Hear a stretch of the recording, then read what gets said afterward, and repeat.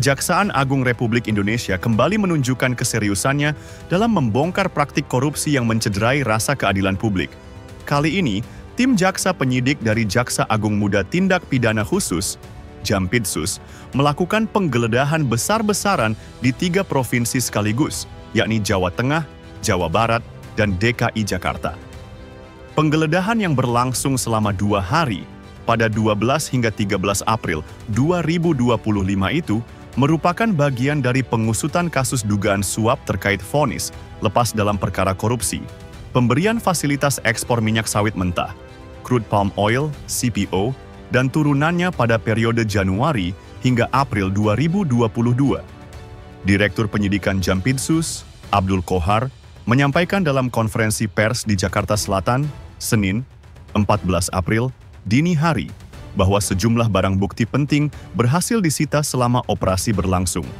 Dari rumah tersangka Muhammad Arif Nuryanta, Ketua PN Jakarta Selatan, yang sebelumnya menjabat Wakil Ketua PN Jakarta Pusat, penyidik menyita uang tunai berupa 40 lembar pecahan $1.000 Singapura dan 125 lembar pecahan $100 Amerika.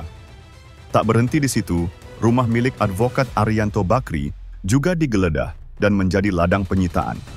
Dari sana, jaksa menemukan 10 lembar pecahan $100 Singapura, serta 74 lembar pecahan $50 Singapura. Selain itu, aset kendaraan mewah pun tak luput dari radar penyidik. 3 mobil kelas atas, yakni 1 unit Land Cruiser dan 2 unit Land Rover turut diamankan, bersama 21 sepeda motor dan 7 sepeda mewah lainnya.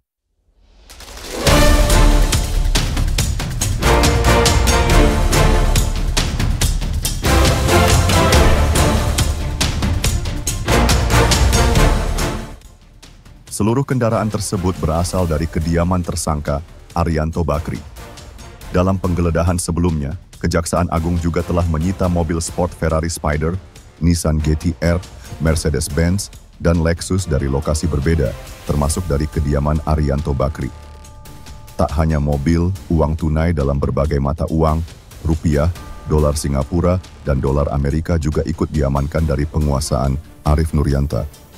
Dari saksi berinisial AF, Kejagung juga menyita uang sebesar $360.000 Amerika Serikat, atau setara dengan 5,9 miliar rupiah.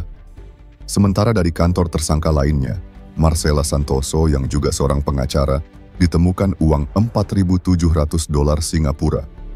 Sedangkan dari rumah Agam Syarif Baharudin, penyidik menemukan dan menyita uang tunai senilai $616.230.000. Abdul Kohar juga mengungkapkan bahwa penyidik turut memeriksa sejumlah pihak, termasuk nama-nama seperti DJU, ASB, dan AM. Beberapa saksi lain seperti DAK, LK, AH, dan TH juga diperiksa.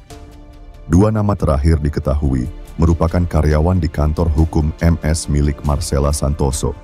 Sejauh ini, Jampitsus Kejaksaan Agung telah menetapkan 7 orang sebagai tersangka dalam kasus dugaan suap vonis lepas CPO.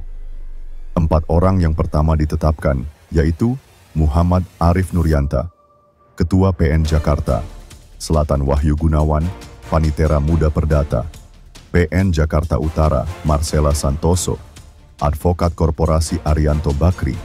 Selanjutnya, 3 hakim dari Pengadilan Tipikor Jakarta Pusat yang memutus perkara lepas terhadap 3 terdakwa korporasi ekspor CPO, juga ditetapkan sebagai tersangka, yakni Juyamto, Ali Muhtarom, Agam Syarif Baharudi.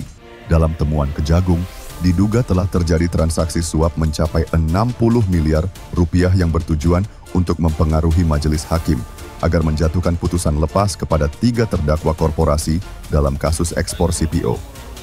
Dari jumlah tersebut, majelis hakim disebut-sebut menerima 22,5 miliar rupiah.